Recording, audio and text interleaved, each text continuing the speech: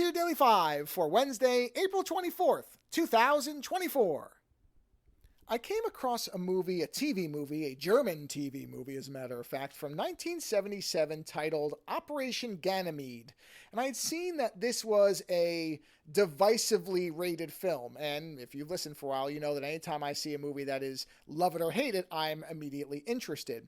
The only name I recognized in it, at least immediately, was Jürgen Prochnow. I'm not sure how I'm supposed to be pronouncing that, who many people would know from Das Boot, which I'm now pronouncing correctly after years of saying Das Boot, The Replacement Killers, Lynch's Doom, The Keep. He's been in any number of things. You would recognize him immediately upon seeing. I mean, actually, he was in Firewalk with me because we just watched that, my wife and I, and he's in there for about a second.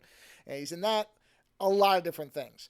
And so I thought, you know what, this is interesting. It had an interesting premise about a group of astronauts who come back after an extended space flight out to the Jupiter moon of Ganymede, and they come back and find that the Earth appears to be desolate, and they don't know what happened while they were gone. So that is the basic premise, and the movie itself, I watched, apparently there's a couple of different cuts. The one I watched was was an hour and 50 minutes. It was partially dubbed in English and partially in German. So I don't know. I watched this on YouTube. It's not on any streaming service, so I had to find it on YouTube. The copy was pretty good, I think, for what it is. And, so it was partially in subtitle, partially not. I don't know if that was because somebody assembled this cut themselves or if this is an actual official one. It's difficult for me to even figure out because there's not a tremendous amount of information about this film. And if you read the reviews, like I said, very love it or hate it, this definitely feels like something that could have been a Twilight Zone episode. There's a number of reviews that mention that. And I don't disagree. The premise, the basic setup, the way it unfolds does feel like a TV episode, not necessarily even a TV movie, but an extended Twilight Zone episode. And the biggest problem with it is its length. It's its length and that it's not expertly made. That is probably what would make most people stop from finishing it. And there was one person I had seen on Letterboxd who mentioned that they had to try watching this 3 times to get all the way through it.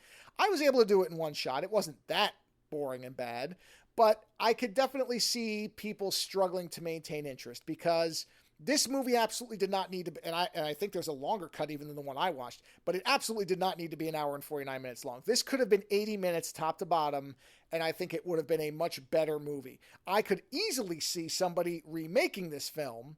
They would have to keep it in the same time period. It would not work as a modern film, but as a film that was set in the mid to late 70s, this premise I think could be a very effective one because there are very effective moments in the actual movie. I can't tell you it's a bad movie. I can say that it's not the most well-made movie. They edited some things incorrectly and didn't edit other things enough. But the central premise, the story, I think is actually pretty good. I like the people in it. Again, speaking in English and German at different points, and apparently natively speaking, so it's a really strange movie in that respect.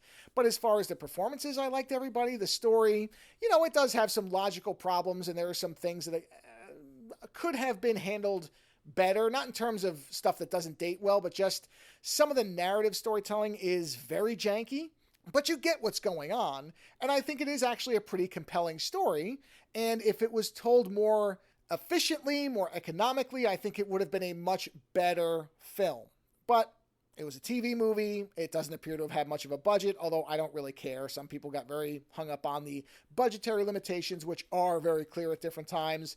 That's not an issue for me. I understand budgets are different. That's okay. I don't think that necessarily sinks a film. It's not glaringly, obviously horrible.